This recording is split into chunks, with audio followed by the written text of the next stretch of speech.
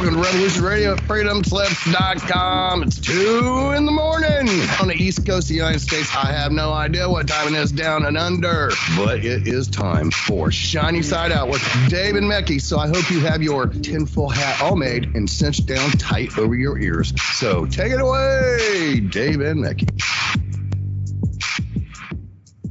Hello and welcome to Dave and Mecky's Shiny Side Out on WZZR, coming to you from Australia, the land down under, for Revolution Radio on freedomslips.com.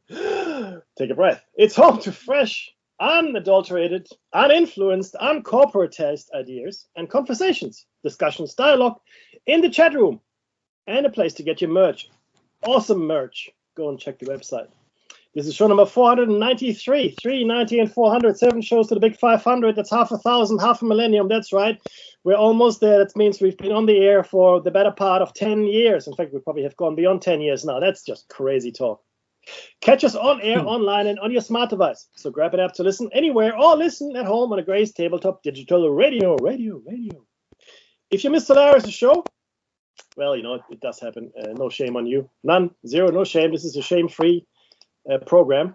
But that's okay though. It's okay because why? Well, we can go to the archives, the Freedom Slips archives, and you can actually listen to it there. And in fact, to all of our shows and our shows and all of the hosts' shows, if you wish to do so. And today it was the Cyber Witch Cafe with Montana Jordan, Niche, and they discussed witchcraft and magic. Magic. That's magic with a CK. And if you're not aware of any of this, I do urge you to listen to it. Listen to Solaris. She is phenomenal. I like her a lot, even as a person, right? Not just her show. She's a really awesome person. She's been on our show a number of times. She's been, good enough to accompany us for our milestones. So we're gonna ask her, and Solaris, in case you're listening, we are gonna ask you to pop in for the 500 if that's okay, if you like. It'd be good to. Just to see what has changed over the last 10 years, because it's been a while, so it'd be great to have you with us for a little bit. We'll talk about the awareness cascade, the hypothesis, which is now really shaping up to be a theory. But before we do all of that, you can go to the archives and like I said, check out her shows and any other shows as well. At the moment, I don't think it costs you anything, but if it were to cost you something, it's something like $5 a month. It's $5 a month to access the archives, but I've been informed that it may be still free. I'm not 100% sure, but if it does cost you something, it's only $5. That's not even a coffee here in Australia. If you want a strong coffee, that's not going to buy it for you. And before we start, though, let's take a second to collect ourselves, to be mindful and in the present moment. And in that spirit, we would like to acknowledge the traditional custodians of the land which we inhabit here. For me, it is the Darug people, and for Dave? Actually, with you, I'm going to get back to you on that. I'll let you know. Where I normally live, it's the Darkinjung. So I'm currently not there. I'm in Westmeath. So you're close to me. It may be the Darug people. I know I'm close to Pemulwuy. Yeah. Yeah, you may be. So, but look, we will get back to you with who the traditional custodians are for what Dave is exactly. And until we do, we'd like to pay our respects to elders past, present, and future, in the mindful spirit that hopefully we all had for even just a moment. Speaking of mindful, Dave, I saw a meme recently on Facebook. And it was just a crowd watching something. I don't know what they're watching. It was a crowd. It's probably a shot of 20, 30 people watching something. And they all hold their telephones up to, all of them, literally all of them, except for one person. And they're all holding up to film whatever they're seeing. And the only person that was really there was this old lady. And she was elderly, probably 70, 80, whatever. And she was watching. She was in the moment. She was smiling. She was taking it in. She was not holding any devices. But she was the only person that was actually there. She was the only person that was mindful and present in the moment. I think that's something we have to practice a lot more. We don't have to film everything for posterity. Just experience it sometimes. Dave, tell me. I know, look, there's a lot of stuff we have to discuss today. But tell me, how have you been faring this week? Personally, it's been really emotionally tough for me. because my daughter's being taken care of in the hospital. So, look, having said that, there's so much going on in the world that not only if I got family matters, but I've got friends, Mackie. That I've got a friend of mine, dear friend, beloved friend, This Blue Monkey. You would know her from on Revolution Radio. She lives up next to Lake Tahoe, and there's fires ripping through there. That's 100,000 acres or more has been burnt, and it's a real threat. So my heart goes out to her. We know what it's like. 2019, the end of 2019, the fires. This is the thing. It's now everywhere around the world, and if it's not summer and it's burning, good luck. You must live in the Arctic, but still that's on fire. Yes. As well, the tundra's on fire. This world is turning exactly into, Mackie, it's turning into the biblical hell on earth. It is. And if it's not burning, it's flooding and mudsliding. And if it's not flooding and mudsliding, it's earthquaking. And if it's not earthquaking, there's sure to be a storm coming your way. And that's right. This is all over. And again, we're going to talk about all of that. Dave, if you can do me a favor and remind me to talk about Haiti, just after we covered everything else, because I promised it last week. I forgot though, and it's a very pertinent point about Haiti. But yeah, you're right. The world is burning.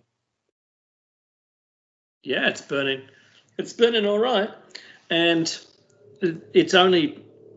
To be honest with you and the listeners, clearly, I didn't think that such little temperature difference would have such large results.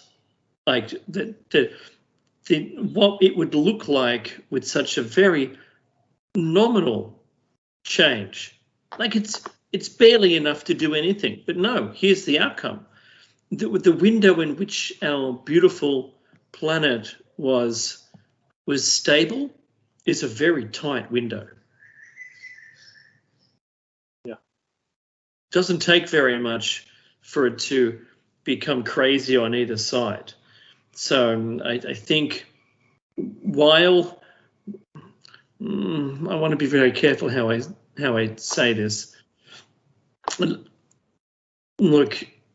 no, I'm going to go a different way. Mackie and I have fought and fought and fought for the ability to say what we want. But that doesn't bode well in this current environment. This station is fantastic, to be honest. We've within moral bounds, we can speak our minds, and it's great. But as far as having an archive on YouTube, no. Having YouTube, the ability to have anyone watch a video of yours and then classify it as a hater in any way, shape or form they wish, and have it banned and a permanent strike put on your account. Permanent. 3 strikes and they delete your channel. Yep. I've downloaded every single 518 videos we have on our channel now, just in case something goes horribly wrong for us. Yeah. And it's kind of changed the way I've had to talk about topics, rather than, kind of just off the top of my head, like Mackie, like I'm talking to you offline, right? I can say anything I want, but I end up kind of being self-judged, self-policed. The self-censorship is kind of hurting. I have to say that because, you know what? Don't we? What happened to the ability to soapbox? If you can soapbox, sure. I know that this is rhetorical, but when the conversations that people have are controlled, it's usually because the controls are to avoid the truth. And if you were a dictatorship, you'd tightly control the conversation because you wouldn't want people speaking the truth. That's kind of a generalistic view. The same thing here that we're looking at is there's a huge gap in what the truth is being said. You know, if the truth was being said by the government, for instance, or any other power, world power, then who and why do people have an ability to silence even the truth? Yeah. So it's really, honestly, to be honest with you, it hurts. It's going to keep hurting, and I don't think this is going to go away anytime soon. And Meki, your example of the Panopticon is so important to understand right now. Look, yeah, in the Panopticon, it's the perfect prison, right? And it was envisioned some time ago as a philosophical concept. But I believe we live, or if not yet, very soon we will live in the Panopticon where you're self-policed. You don't dare do anything wrong because of the fear that someone is watching you. And these days, that fear is no longer a hypothetical. Someone is watching you at all times. You can rest assured of that. And sometimes not even your own home is a safe haven. I mean, I've been in situations where I had my phone on the table, my mobile phone, right, my cell phone, having a conversation. The phone was not on, right? I wasn't making a call at the time. But by the same token, I didn't power it off either. But you know, and some of the conversation, you know, revolved around products or even a trip that I wanted to take, and lo and behold, my computer, my you know, when I started going on the internet, or you know, like advertisings popped up that referred back to the conversation I had just had. So this actually happened, and I'm sure you have similar stories of your own, and it really is what Dave has described here. We actually have experiences before. Freedom Slips or Revolution Radio did lose its YouTube channel, and with it, all the videos of all the hosts of all the shows, including ours. And ever since then, we've been, or Dave, you know, has been doing our recordings, and today I'm doing it. But ultimately, we've been doing our own recordings because it was all gone. And some shows we could never get back. And now, you know, Jim Mars was one show. He has now passed on, rest in peace. And we can never ever replace that show. And again, my call goes out there. If anyone has it or you know, downloaded it, please send it to us. But the point is, we have lost our shows before, and when we got these, you know, warnings or strikes against us on YouTube, and we went through. And Dave did the heavy work here. He did all the heavy lifting, I have to say, right? He's been phenomenal, and took it to to Google to get it adjudicated, and they have come back and you know, rectified the call they made initially. But you know, 3 strikes, like Dave said, and you're out. And this was because of things that, you know, maybe someone didn't like the content of your show, and they say, oh, this is you know, it's this and that, you know, even though we didn't make any of the claims that that we were accused of, it was an automated process, so we still got the warning, and we got the second warning as well, right? And the third warning. But you get an appeal. Yes, you get an appeal. Correct. You can only appeal with 800 characters. Yes. So and Dave took it to a public forum. He did a great job, I have to say. I hand it to Dave. He was phenomenal to fight for our right of free speech. But I want to be very clear here. It's not always the government or the parasites, or you know, the shadowy ones that make us lose our right to free speech. It's the haters too. The haters, people people didn't like the content of the show. Maybe, you know, they felt it was you know, not something they want to discuss, or maybe we were not giving their topic enough of air, and then they may just simply not like us. Yeah, which is, you know, and you can now because most of these things are automated. Nobody can pay for this many people to check everything. These are all algorithms now, right? In the world, and somebody makes a complaint, and you know. I guess, you know, Google or whoever, even, you know, YouTube, etc., they might think, oh, you know, 9 out of 10, you know, or 8 out of 10, it's probably justified, so we'll just take it off the air, or we just give them a warning or whatever. But the thing, the 3-strike rule is real. And 3 of those and you're gone, right? So just to be clear. So it is very easy to silence someone on social media, is my point. It's very, very easy. Now, we don't do this. We're not flamers, never have been, never will be. We're not haters either, right? And yeah, maybe sometimes we feed the trolls where we shouldn't, but you will never see us doing that. I put my hand up. I know. And just something I want to say again. I know I've seen a few things on Facebook and elsewhere, a few memes which seem to be contrary to this, but I want to be very clear. Just because I disagree with you doesn't mean I hate you. Just because I disagree with you doesn't mean we have to be enemies. It just means we've got 2 different opinions, and that's the world. If you stop allowing other opinions, we live in a fascist state. If only one opinion is allowed, that's fascism. Okay? Or authoritarianism in its worst form, if you will. Okay? If there's only one opinion allowed, that's fascism.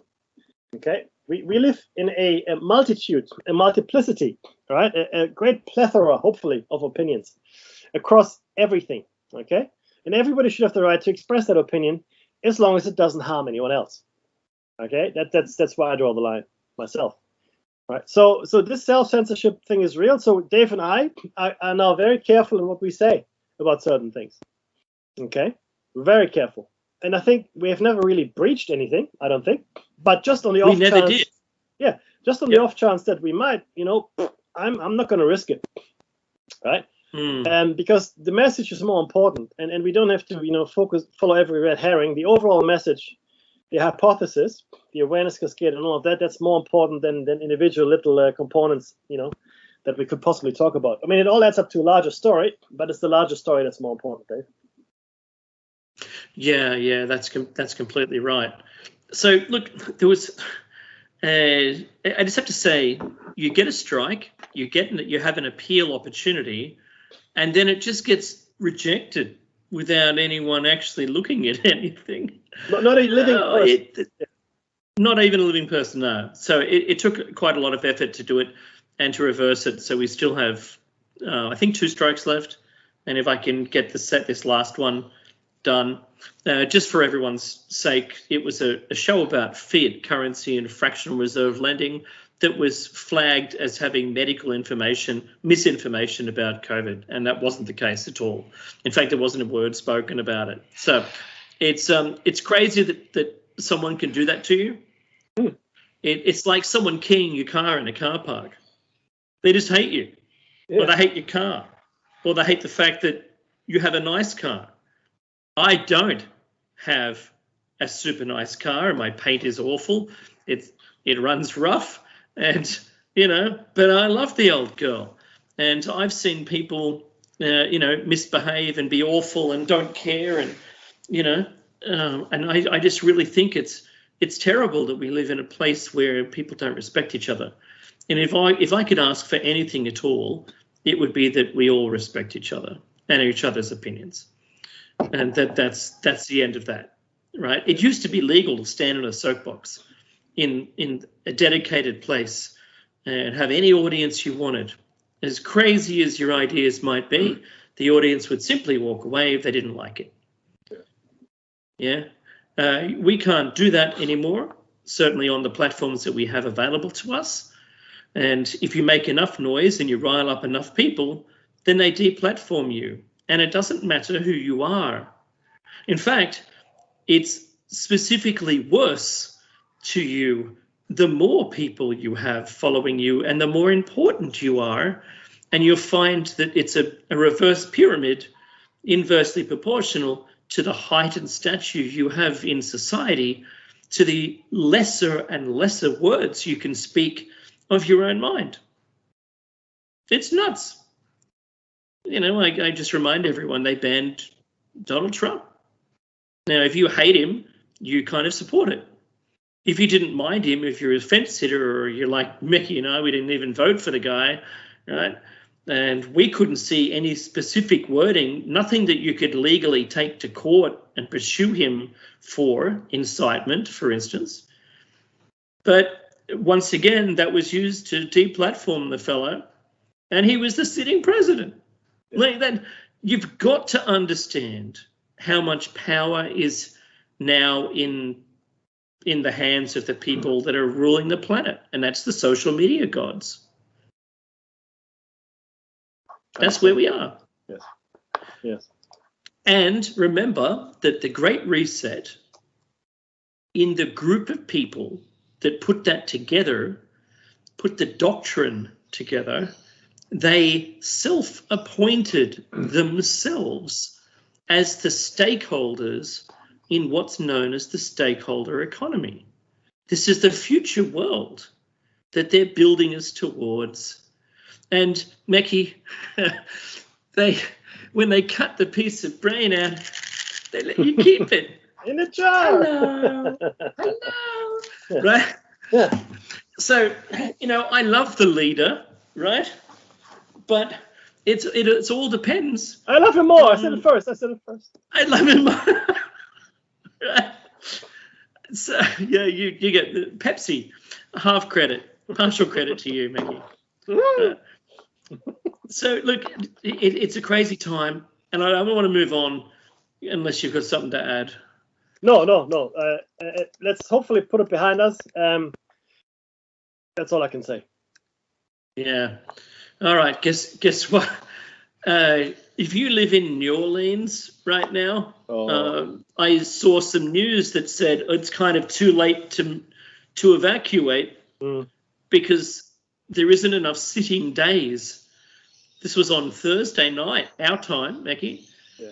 I saw the governor saying we can't make evacuation orders because it's too late. Yeah. What? Yeah. But you still got 2 days. Oh no, you see the sitting time in our jurisdiction is, well, if we only have this many hours, we'd have to write the papers and then put it through and then have someone, distribute them. There's not enough time. Why didn't you just say, can everyone please evacuate? Good luck with that. Yes. But no. Yeah. What has the world come to? Let's hope, Mickey, that they've since was it 10 years to the day, isn't it? Yeah, pretty much. Since Katrina. Yeah. Since Katrina, and this is going to be what, a cat. Oh, sorry. Sorry. No, I lied to you. Katrina was 2005. Yeah, right. Oh, I saw something that said it was 10 years to the. Yeah, there was another one. Yeah. Katrina, I mean, that was bad. Right. But this is worse this is meant to be worse, much worse than Katrina. Yeah. Katrina was horrific. Well, let's hope that they've made some improvements, like the FEMA, the FEMA response teams were underwater during the last bad one. Yeah. Let's hope that they move them to high ground. Yeah, because they couldn't operate a response because the team was underwater. Yeah, that's where you put everything, isn't it? Yeah, good DR there. Look, have they finished? Did they finish cleaning the feces off the football stadium? I wonder if that's ready to go. It was just horrific, Mackie. I don't want it to happen again. And if you know anyone that lives there, make sure they get out. Well, I think it's going to be I think it's going to be much worse, simply because now I know we keep saying this, right? And I mean this. We have to be prepared for these things these days. I don't care where you live. Mm-hmm. I don't care where you live. Even if your area of the world has never experienced anything catastrophic in the weather department or otherwise, be prepared for something. Have water and food and maybe a generator or at least enough batteries, whatever works for you, right? You don't have to go all out. You have to build a bunker, but be ready to be at least on your own for a couple of weeks, right? That's my advice. If you live in a flood-prone area, don't build a bunker. No, that's not a good idea. But a boat. That's real bad. Have a boat. A boat, yeah. A boat, yeah. Yeah. Don't forget, get stocked up. Make sure you got enough food to last you at least 2 months. Yeah, and what they're saying is, this is what they're saying, as you've alluded to, it's going to be a Cat 4, a Category 4. Mm-hmm. So the storm is going to be, in excess. I think it's 140 miles per hour, which is about 220 kilometers an hour, which is pretty. That's pretty bad wind. Okay, it's a life-threatening storm surge. Okay, it's meant to make landfall sometime Sunday evening. So I guess in another 24 or so hours, thereabouts. Also, the governor of Louisiana, I think it's Louisiana, John Bell Edwards, has warned that this is the worst or the biggest storm that it will hit or has hit the state in 150 years. In 150 years. Okay, and they're also saying, like I said before, it'll be stronger than Hurricane Katrina that devastated much of New Orleans in 2005, right? And again, we will see more and more of these things happening. Not just the places where you expected it, but recently we just had some really terrible typhoons over in Southeast Asia as well, if you recall, right? Just recently.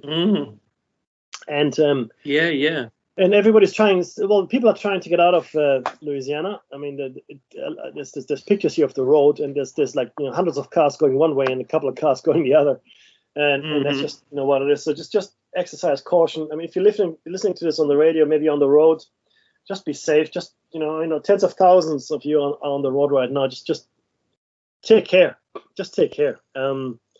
There's still a few hours left before this thing makes landfall. Batten down, to do what you can, but I don't know. It's just gonna be pretty bad.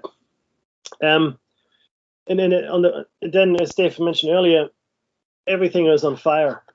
Everything is on fire. Things are on fire everywhere. And if there's not fire, there's a flood. And there was one thing you mentioned. What is happening to the glaciers, Dave? Yeah, look, I know that they've been covering some glaciers in white sheets to reflect the sun's energy to try and save the glacier's life. And it's only during the summer period, but the story came up again, and they've expanded this out now so that if they can prevent the melt so much through summer, then the snow buildup has at least some way to keeping it in place, not growing it to stop its demise. And as we've seen all around the world, any glacier has backed up, it is melted, so it basically looks like it's a river in reverse going uphill, and they've disappeared. Even Glacier Park hasn't even got a glacier anymore. In the last 70 years, it's gone. And it all reminds me simply of not global warming, but the return back to the meteor strike back in, 12,500 years ago. Right? So the sea level was higher, all the flat areas were underwater, and it's now just returning back to that. We don't live in a postcard. Right. So the moment we don't, right? That's it's right. not a postcard. Right. You're right. Yeah. And now the moment we woke up to that was in the 70s. Yeah. We woke up to things actually happening. We are so glacial as a species that first we ignored it, then we denied it, and then we realized some scientists were onto there is change happening. So that means we kind of got into acceptance, but the mainstream didn't. Then we looked for causality. We just looked at everything, blanket shotgun effect, right? Yeah. Discovered all these things that could be doing it. Then what was actually doing it? Well, I'm just putting that aside. So it's still going on. No one looked historically to where we were, and before then, where was it? And now we've gotten to that point. We've actually gotten to the point where we've looked historically, understood it. This is where it's going to return to. And all of the other talk is still great, that we should, reduce our carbon emission footprint. We should green the planet again. We should probably end some of the earth abuse. You talk about critical race theory. What about critical earth theory? We want to just concrete over the whole planet and abandon all of the life that was here, that's another thing. But, I'm looking at this holistically, and yes, there are cycles, but they're not just pure cycles that act on their own, irrelevant of intrusion into that experiment. So we know a meteor struck. We know it iced over because a lot of material went into the air, and then it's been a slow thaw since then. It becomes more rapid to the end of the thaw because there's very little left. It's like that little bit of ice still floating in your drink. It's going to disappear quicker than the large cube took to get to that point. Yeah. So just saying, it's a thing. We're looking at it. This is where it's going to be. A lot of things that had adapted quite well to those environments, but once again, they're going to go bye-byes, right? So what do? We just recognize where it's going to be, make sure we have the cab fare to get there, right? So that we're set up to be there when we get there. We're not going to get heisted by the cabbie, right? The taxi driver's not going to report us to the police because we didn't have our fare. Make sure we get to the end point with a full understanding of what we expect to be there and just live with that, because that's what's going to happen.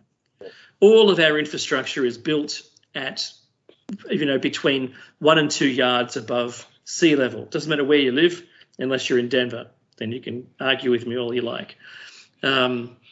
I think the real problem here that we're staring at, and if you don't like what I'm saying, good luck to you, right? I don't care. If you just have to know, be prepared. Just like Katrina, this is not a one-off.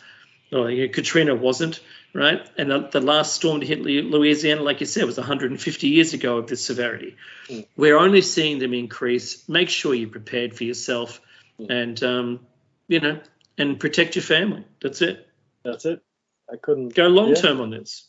Yeah, I couldn't agree more. Short-term reactions. Yeah, we have to take a prepper's mindset as much as we, not we, but as other people might make, like to make I'm fun already of preppers. A prepper.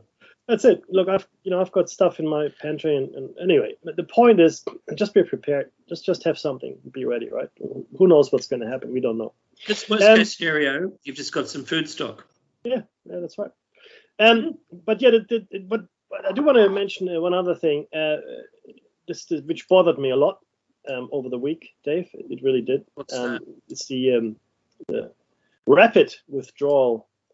Yes. Of all Allied forces out of Afghanistan. Now, look, again, people were upset and this, and I was a bit harsh on Facebook and other places where I said, you're okay, you're outraged, you're indignant, I get it. You hate the politicians that make you feel bad, but what are you doing though?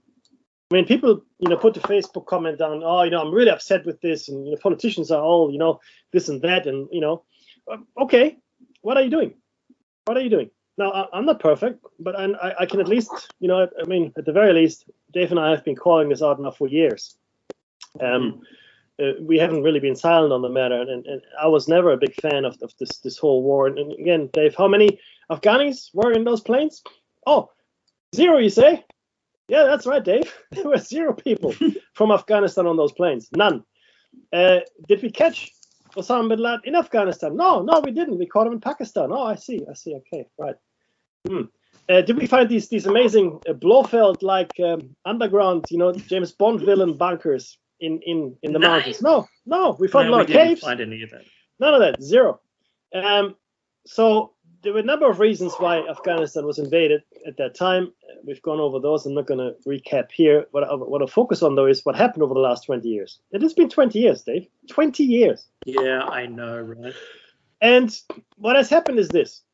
Okay, now nation building was never on the agenda, and President Biden has said as much this past week. We never intended to nation build. That's what he said. He said that. He actually said that.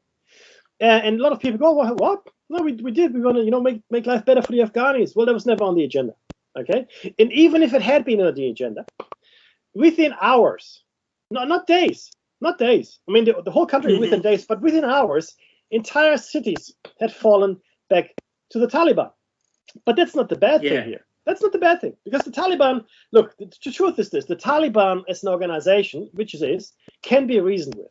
Okay, the Taliban, they're realists. They want to run the country well. Okay, I mean, I'll give them that according to their ideology. Which is fairly fundamentally Islamic, not so good for women in that or non-believers, but at least that's what they want to do. They want to run the country well. They don't want to destroy it.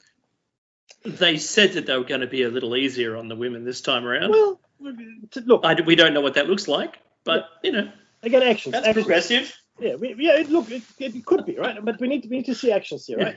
The catastrophic thing that we're facing here is the threat of ISIS. This is ISIS-K after a province in Afghanistan where they are based, whose name escapes me at the moment. I'll look it up and tell you later. But this ISIS-K, it was responsible for the 2 bombs that went off, and now they're expecting more. Killing scores. I think 180 people were killed, all up, including I think it was 18. I don't know a lot. I think it was 18 or so servicemen, U.S. servicemen. And again, I want to say to everybody, I watch the news and other news sources from almost any country whose language I speak.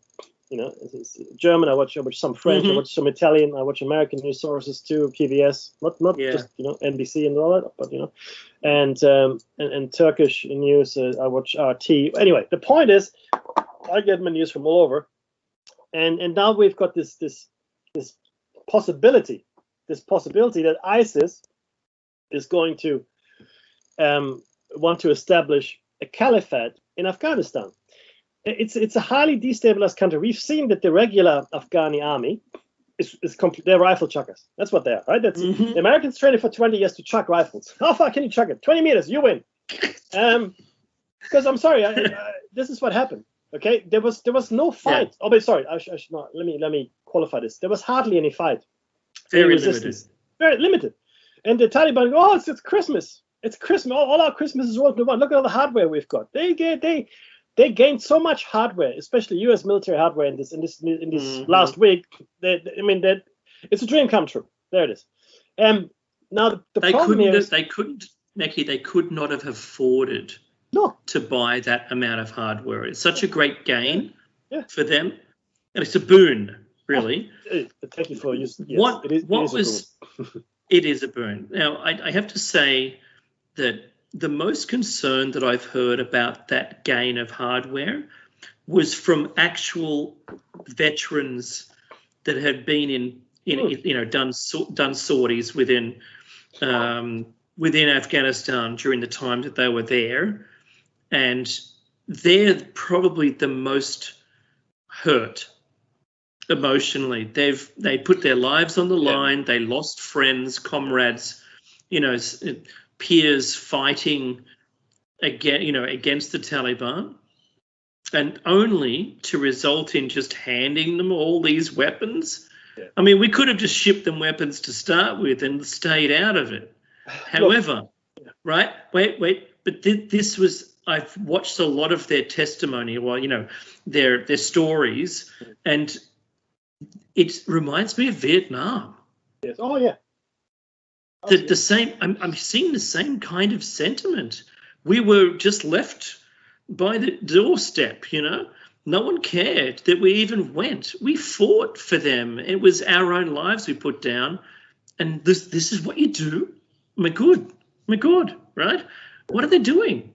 And that's the messaging that I heard this week, and it made me sad.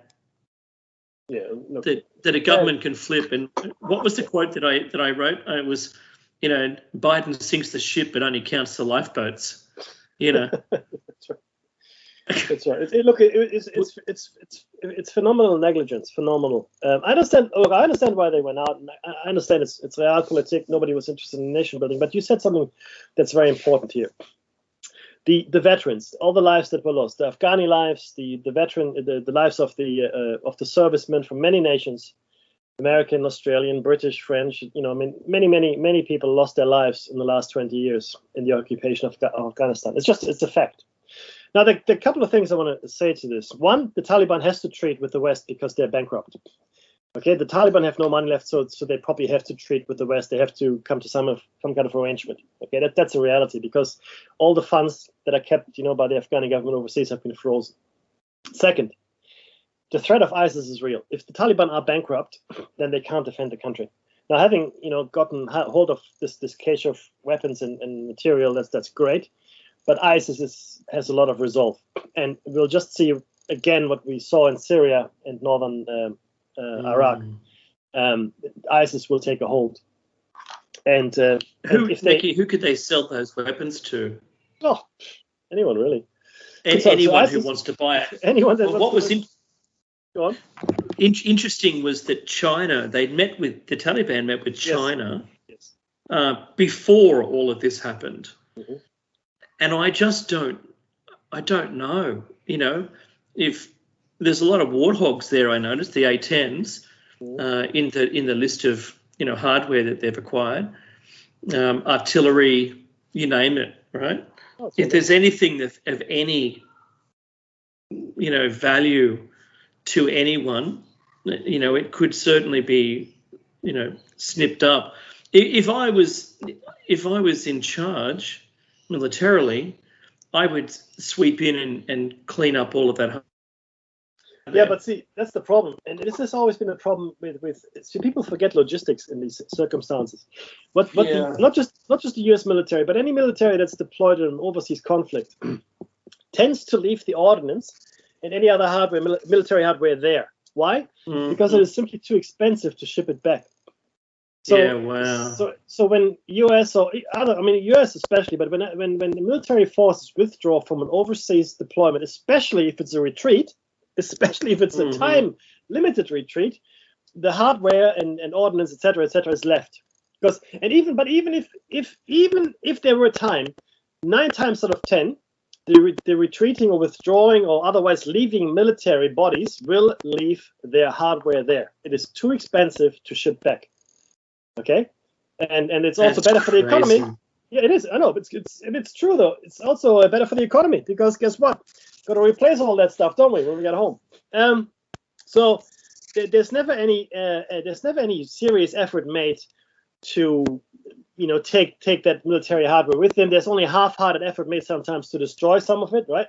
Mm-hmm. But for the most part, it's left. It's left right where it is. And there's the sinister or cynical part of me. A sinisterly cynical part of me that says, well, if I leave my weapons there, for argument's sake, like high caliber, small arms, large arm, whatever, then eventually they run out of bullets and they have to come to me to buy bullets, don't they? And the answer is yes. They probably do. Right? So once I leave it sounds like a vendor that I'm aware of that gives free hardware to people that's just small enough for them to have to upgrade. And look, the economy is involved everywhere. But there's a couple of other things here. So let's say ISIS takes on, it'd be catastrophic for the region. Okay, the Central Asia, which is Afghanistan, Tajikistan, etc., is a terrible thing. But also history. The British could not conquer Afghanistan.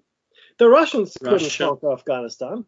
And now the Americans couldn't conquer Afghanistan. Nobody can conquer or hold Afghanistan. It's not possible. Similar to Vietnam, the French couldn't hold it. The Americans couldn't hold it. No one can hold these countries. Now, it's for the same reason, though. There are two things that make Afghanistan and Vietnam the same.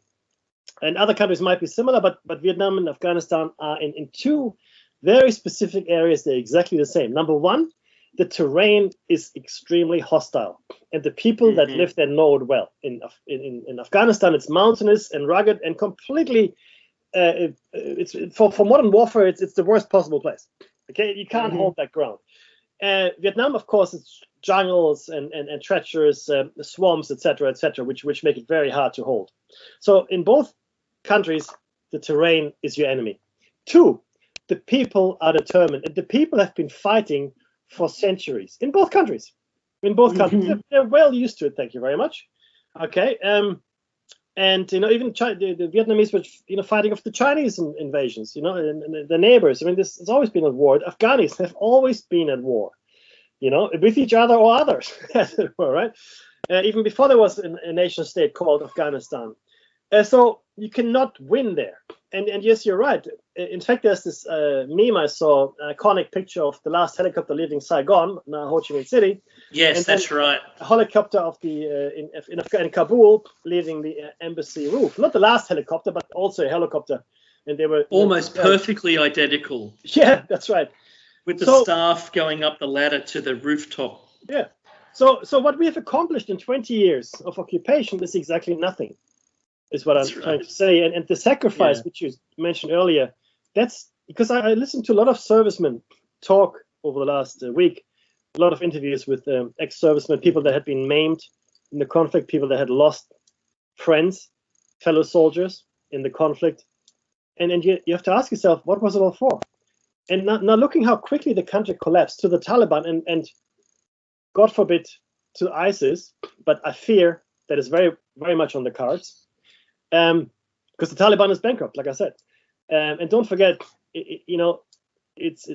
Afghanistan produces 90% of the world's poppy crop. 90%. Yeah, that's right. All heroin in the world exactly comes out of Afghanistan. Where's the CIA going to get their money from? Oh, look. Hey, yeah. The just adjoining this story as an annex was one of the generals that I saw today in the news saying that the government Senate were debating the $5 trillion spending bill on a socialist agenda. $5 trillion. Yeah, and had no conversation about Afghanistan and the people and the weapons and extraction. There was nothing. They spent all week talking in circles with each other, patting each other on the back, saying how wonderful they were, only like talking about other things. He said all of the people were there, both sides of the politics were there, and they could have mandated something, but they chose not to. Mm-hmm. I think choosing not to is, to me, I just keep seeing Hunger Games. I see the politicians so removed from what's really going on that they're talking about, what kind of cake they're going to have for dessert, rather than the actual things that, the people themselves are interested in. Isn't that extraordinary? Well, yes. And not really. So, yes and no. If you study history and you follow politics, current affairs, and I listen to Parliament on a regular basis here in Australia, and I follow political debates in the American Congress, in the Senate, in the Knesset, in the Bundestag, other places in the world, then the answer is no. I'm not surprised at all, because it doesn't matter. The only thing that matters, and that's why democracy has failed me, not just me, but the world. Democracy has failed because the politicians that are elected for a term are only interested in re-election, or if re-election is not on the cards, right, because of the system, then re-election for the party, for the party they're part of, not for themselves, but a lot of the times it's for themselves. I mean, you look at Putin, can't blame the guy. He wants to stay in power, right? Because it's good to be the king. It is, right? And he's rigged the system in such a way that he probably will stay in power until he departs this this abode, godforsaken, this godforsaken earthly abode. But not just him. I mean, others too. And it is really interesting. Even in America, you've got dynasties now. The Bushes. I mean, how can a father and son run for president and be elected? A father and a son. Right? I mean, the Kennedys too, the Roosevelts. Okay, I mean, it is another. But then maybe it's not obvious, but they're all part of the same club, or they're part of the same neighborhood. They're part of the same, I don't want to call elite because they're not the elite, but it's really quite vexing to see this. There's only a few places in the world where democracy is a bit more varied, like the Knesset. You really have to form a coalition there because there's like 1,000 different parties in it. Switzerland. Everything of import is taken to a plebiscite. Even the German Bundestag has got a relatively diverse mix of parties and interests, even though the same parties seem to come into power. But a two-party system, or any kind of representative democracy like we have here in Australia, even the for all intents and purposes, the two-party system in the United States, where you have the Republicans and Democrats, nobody else really counts. It's a problem. It really is, because the people, or what the people need, not what the people want, but what the people need, nobody really cares about, and nobody advances as an agenda. If you are a powerful lobby group, you will be hurt. If your pockets are deep as a corporation, you will be hurt. If you happen to be a struggling mother with 3 kids, working 5 jobs, and barely making ends meet, you will not be hurt. In any country in the world, it's pretty much like that. Oh, sorry. Mm-hmm. I want to say the vast majority. There's some countries which are slightly different, where they're a bit more socially minded, and look, not socialist, but socially minded, where you see, people being taken care of maybe a bit better, people that had that aren't part of the moneyed classes. And it's really telling when we look at it. Democracy simply doesn't work. It really doesn't. We have come to a point now where we really have to look at ourselves and ask the question as to, well, then what next? What will work?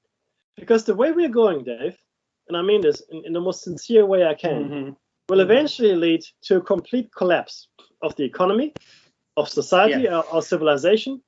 And it doesn't even have to be the climate change. It doesn't have to be anything specific, the pandemic we're all living under, all of that stuff, right? It's not going to be the trigger. The system that we're in is going to eat itself at some point, because we have created a massive underclass.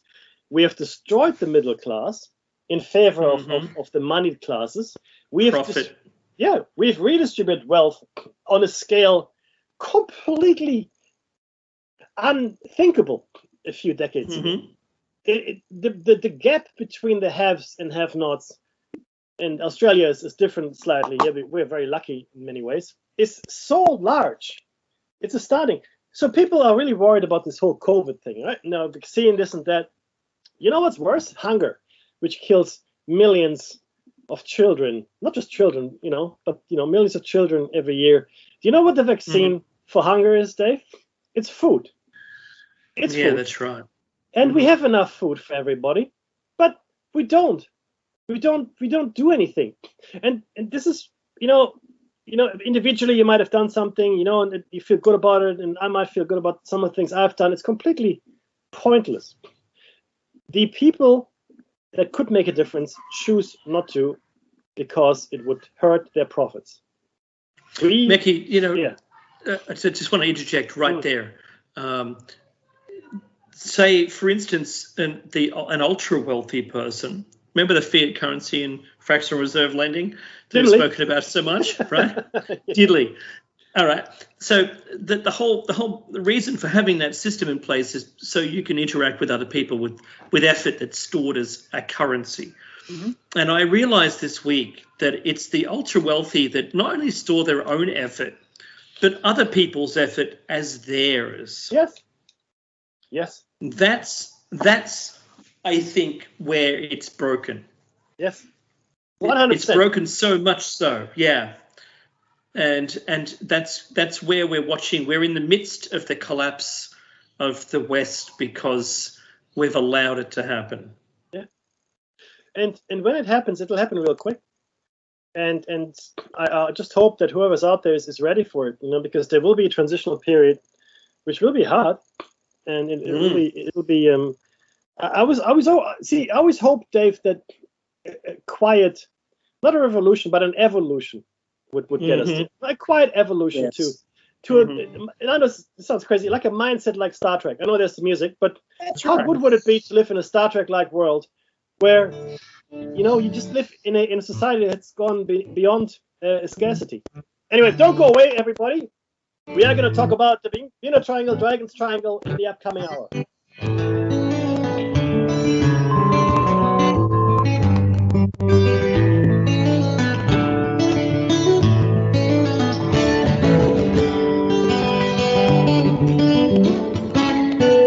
Listen to Revolution Radio at freedomslips.com, and we'll be right back after this message.